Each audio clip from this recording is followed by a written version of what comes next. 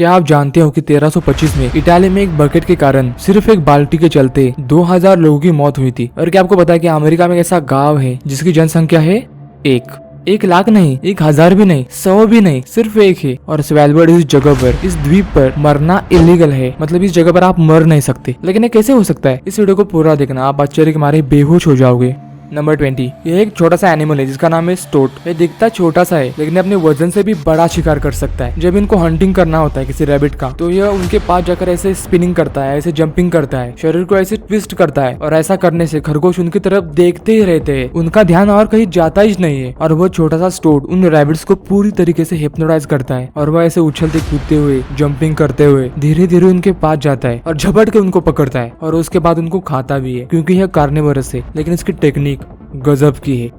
Number 19, आपको GIF तो पता ही होगा। GIF बोलो या फिर जीप, जो भी हो। GIF का फुल फॉर्म क्या होता है? Graphical image format. ये साइज में बहुत छोटा होता है और बहुत डीप मीनिंग बताता है। GIF को 1987 में स्टीव विहिटी ने डेवलप किया था और उनके पास GIF का पेटेंट भी था। तो 1994 में कॉम्प्यूसर और यूनिसिस कंपनियों के बीच में लफड़ा हो गया, झगड़ा हो गया, क्योंकि कॉम्प्यूसर यह कंपनी GIF के लिए लोगों से पैसा लेना चाहती थी और वो बात किसी को पसंद नहीं आई। और उसके 1 साल बाद GIF के बदले एक नया अल्टरनेटिव निकाला गया जिसका नाम है PNG। हाँ, वही PNG जो आप इस्तेमाल करते हो। और उस वक्त PNG बहुत फेमस हुआ और उसने GIF का मार्केट पूरी तरीके से डाउन कर दिया। इसलिए GIF को अपना फैसला बदलना पड़ा और उसने भी GIF सबको फ्री कर दिया। तो थैंक्स टू PNG, क्योंकि अगर PNG ना होता तो शायद GIF फ्री मिलता ही नहीं। नंबर 18, स्वेलबर्ड एक द्वीपकल्प है जो नॉर्वे के टेरिटरी में आता है। और यहाँ पर एक अलग सा रूल है कि आप यहाँ पर मर नहीं सकते, मतलब यहाँ पर मरना इलीगल है। इसका कारण ये है कि एक बार वहाँ के लोकल सिटीजन्स को बर्फ के अंदर कुछ डेड बॉडीज मिली जो कि डिकम्पोज नहीं हुई थी, मतलब वो वैसी की वैसी ही थी। और साइंटिस्ट को पता चला कि वो डेड बॉडीज 1918 के फ्लू के महामारी में मरे हुए लोगों की है और उसमें कुछ वायरस भी पाए गए जो कि बहुत डेंजरस थे। तो वहाँ के लोकल सिटीजन्स ने यह निर्णय लिया, जो लोग एक्सपायर होने वाले होते हैं, मतलब जो अभी मरने वाले होते हैं, तो उनको नॉर्वे में शिफ्ट किया जाएगा। यहाँ पर ऐसा कोई स्पेसिफिक रूल नहीं है कि आप मर नहीं सकते या फिर it is illegal to die वगैरह वगैरह। बस इंसान की बॉडी डिकम्पोज नहीं होती यहाँ पर और वैसी को वैसी बर्फ में पड़ी रहती है। इसलिए वहाँ के लोकल सिटीजन्स ने और गवर्नमेंट ने दोनों ने मिलकर ये निर्णय लिया है। नंबर 17, आपका नोज यानी आपका नाक 1 ट्रिलियन यानी करीब 1 पर 12 जीरो इतने सारे गंध को, इतने सारे सेंट्स को पहचान सकता है। और उनमें से करीब 50,000 सेंट्स को यानी गंध को आपका नोज यानी आपका नाक याद रख सकता है। Your nose is amazing. Number 16, आपको पता है कि इस पूरी दुनिया में 7 समंदर है और उन 7 समंदर में 28,000 मछलियों की प्रजातियां मौजूद है। और उनमें एक ऐसी मछली की प्रजाति पाई जाती है जिसका नाम है हिरिंग फिश। और वो मछलियां बातचीत कैसे करती है पता है? वो छोड़ो, आप कैसे बातचीत करते हो? सिंपल आंसर, बोल के। लेकिन ये मछलियां ऐसे बातचीत करती है।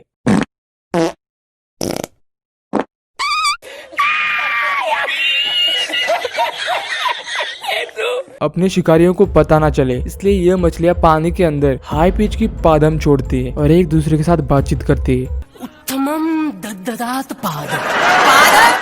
नंबर 15, यह है हमारा सोलर सिस्टम। इसमें प्लूटो सबसे लास्ट है और उसके आगे नेपच्यून है। लेकिन 1969 और 1999 के बीच में प्लूटो हमारे लिए नेपच्यून से भी नजदीक था। ऐसा इसलिए पॉसिबल हो पाता है कि प्लूटो का ऑर्बिट इलिप्टिकल यानी अंडाकृति है और हर 248 सालों के बाद प्लूटो सूरज के लिए नेपच्यून से भी नजदीक हो जाता है और 20 सालों के बाद वह फिर से सूरज से दूर हो जाता है। अब इस इमेज को ध्यान से देखो, इससे आपको परफेक्ट आइडिया आ जाएगा। सन 1969 में प्लूटो ने नेपच्यून के ऑर्बिट में प्रवेश किया और 1989 में प्लूटो सूरज के लिए नेपच्यून से भी नजदीक था और 1999 में प्लूटो ने नेपच्यून के ऑर्बिट में प्रवेश किया और फिर से अपने रास्ते से चला गया। ऐसा करके प्लूटो ने 8वां स्थान प्राप्त किया था, लेकिन वह सिर्फ टेम्पररी था। नंबर 14, क्या आपने रेनबो देखा है? हाँ बिल्कुल, सबने देखा है। जमीन पर से देखने पर रेनबो कुछ ऐसा दिखता है, लेकिन अगर रेनबो को आसमान से देखे, एरोप्लेन से देखे, तो वह ऐसा दिखता है, एक सर्कुलर रेनबो।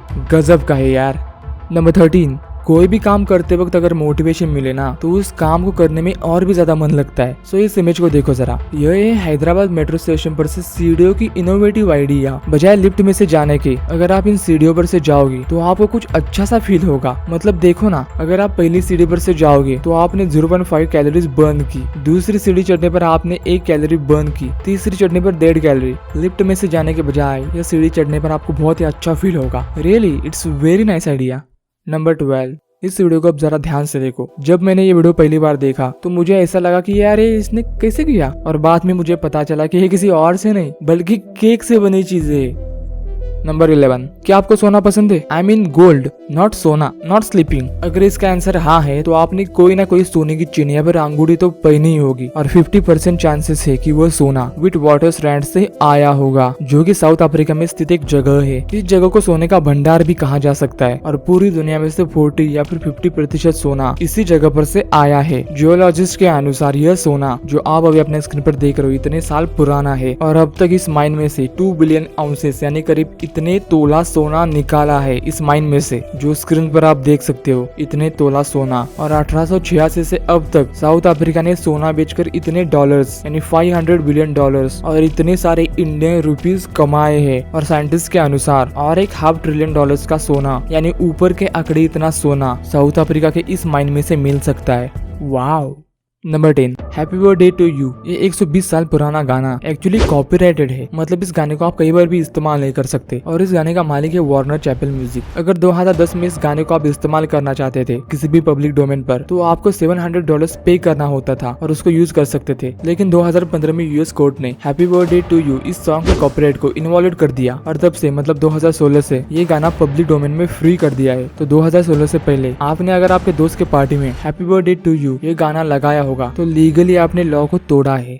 नंबर 9, इंडिया में एक रेलवे स्टेशन है जो कि आंध्र प्रदेश और तमिलनाडु के बॉर्डर पर है और इस स्टेशन का नाम है वेंकटा नरसिम्हा राजुवा रिपेटा। इतना बड़ा इस गांव का नाम है, काफी बड़ा नाम है, लेकिन यह हमारे इंडिया में से एक प्लेस का नाम है। अगर दुनिया में से किसी जगह का सबसे बड़ा नाम देखे तो उसका नाम ये रहा, तोमाटा वाकाटान गिनान गाको ओ ओता। अबे जल्दी बोल, कल सुबह पनवेल निकलना है। नाताहू। यह एक न्यूजीलैंड में से आइलैंड का नाम है जो कि दुनिया का सबसे बड़ा नाम है और इस नाम का Guinness book of world record में रिकॉर्ड भी है। और इस आइलैंड के नेम में मतलब इस आइलैंड के नाम में 85 कैरेक्टर्स है। नंबर 8, चांद पर पहला पाव रखने वाला इंसान नील आर्मस्ट्रांग है, ये बात सबको पता है। लेकिन चांद पर दूसरा पाव किसने रखा? उसका नाम है बज एल्ड्रिन। नाम याद करके रखो। नील आर्मस्ट्रांग ने चांद पर पहला पाव रखा और उसके पाव का निशान आज से हजारों साल बाद भी वैसा का वैसा ही रहेगा। हमारे धरती पर बारिश के कारण हवा या फिर क्षरण के चलते पत्थर भी टूट सकते हैं, लेकिन चांद पर ना हवा है, ना पानी है और ना ही वातावरण। इसके कारण नील आर्मस्ट्रांग की पाव का निशान वैसा का वैसा ही रहेगा। लेकिन अगर चांद को धूमकेतु का छोटा सा टुकड़ा भी टकरा गया तो यह पाव का निशान तो छोड़ो, चांद भी नहीं रहेगा। लेकिन यह बात सच है कि 1969 के जुलाई के 20 तारीख को रात के 10:56 पर नील आर्मस्ट्रांग ने चांद के सतह पर जो पैर रखा तो उसका निशान आज भी वैसा का वैसा ही है। नंबर 7, टॉम एंड जेरी यह एक अमेरिकन एनिमेटेड कॉमेडी सीरीज है जिसको 1940 में विलियम हन्ना और जोसेफ बार्बेरा ने एनिमेट किया था। जैसा कि सबको पता है टॉम एक बिल्ली है और जेरी एक चूहा है और उनकी हमेशा लड़ाई होती रहती है और यह शो काफी पॉपुलर था और आज भी है। और इस कार्टून एनिमेशन सीरीज ने 1 नहीं 2 नहीं 3 भी नहीं बल्कि 7 ऑस्कर अवार्ड्स जीते हैं। मतलब देखो इसकी पॉपुलैरिटी कितनी ज्यादा है।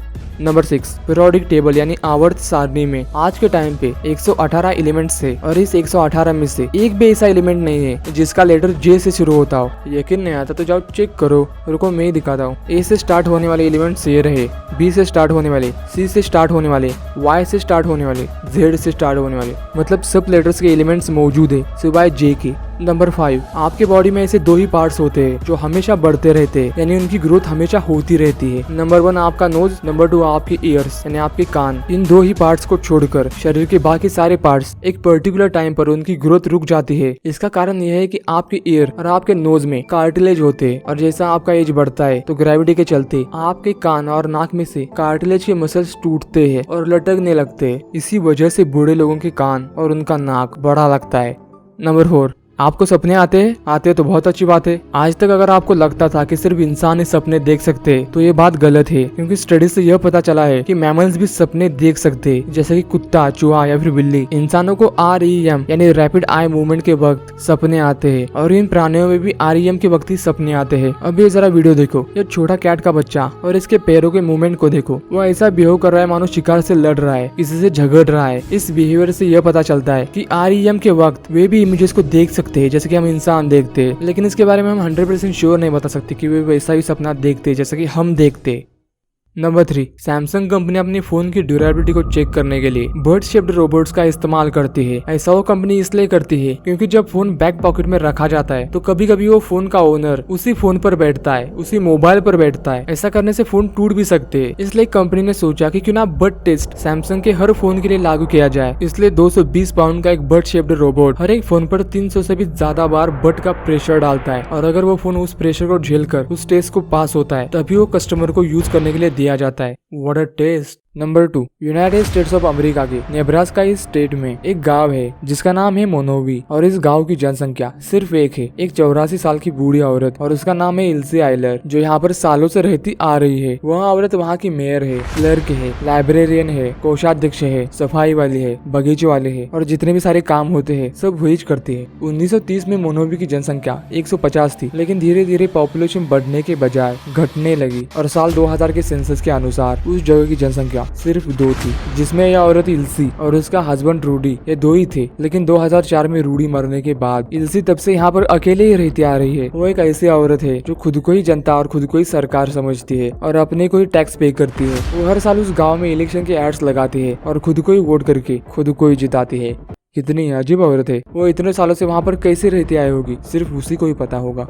नंबर 1, इतिहास में बड़े बड़े युद्ध, बड़ी बड़ी लड़ाइयाँ हुई है। जनरली यह लड़ाइयाँ प्रदेश के चलते या फिर संपत्ति के चलते होती थी, लेकिन क्या आपने सुना है कि सिर्फ एक लकड़ी के बाल्टी के लिए 2000 लोगों की मौत हुई थी। इटाली के 2 बड़े शहर मोडेना और बोलोग्ना, इनके बीच में हमेशा संघर्ष होता रहता था। बोलोग्ना किंगडम क्रिश्चियन पोप को सपोर्ट करता था और वहाँ के लोग मानते थे कि क्रिश्चियन धर्म का असली मास्टर पोप है, लेकिन जो मोडेना किंगडम था वह रोमन एम्परर को सपोर्ट करता था और वहाँ के लोग मानते थे कि रोमन सम्राट सबका असली मालिक है। ऑलरेडी इन दोनों साम्राज्यों के बीच में पहले से ही बहुत सारे संघर्ष थे। जब मोडेना का शासक रिनाल्डो था तो उसने बोलोग्ना पर बार बार हमले किए थे, और उन 2 साम्राज्यों का स्ट्रेस, उनका गुस्सा एकदम पीक पर था, और उसको चिंगारी लगी 1325 में, क्योंकि एक रात को मोडेना के सोल्जर्स बोलोग्ना में घुसे और वहाँ के कुएं में से उस लाकड़ी बाल्टी को यानी उस उड़म बकेट को लेकर वहाँ से भाग आए। कहा जाता है कि उस बाल्टी में बहुत सारे हीरे थे, मोती थे और बहुत सारा पैसा भी था। लेकिन जब ये बात बोलोग्ना के आर्मी को पता चली तो उन्होंने उस बाल्टी की मांग की, तो मोडेना के सोल्जर्स ने उस बाल्टी को देने को साफ इनकार कर दिया, और उसके बाद बोलोग्ना ने युद्ध की घोषणा की। बोलोग्ना साम्राज्य के पास 32,000 की सेना थी और मोडेना साम्राज्य के पास सिर्फ 7,000 की सेना थी, और उनके बीच एक बहुत बड़ा संघर्ष हुआ। और पता है कौन जीता? मोडेना विद जस्ट 7,000 सोल्जर्स, और उस लड़ाई में 2,000 लोगों की मौत हुई,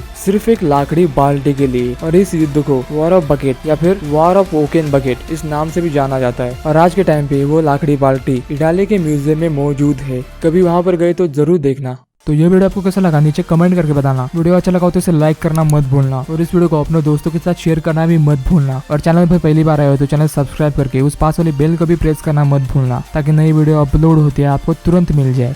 बाय।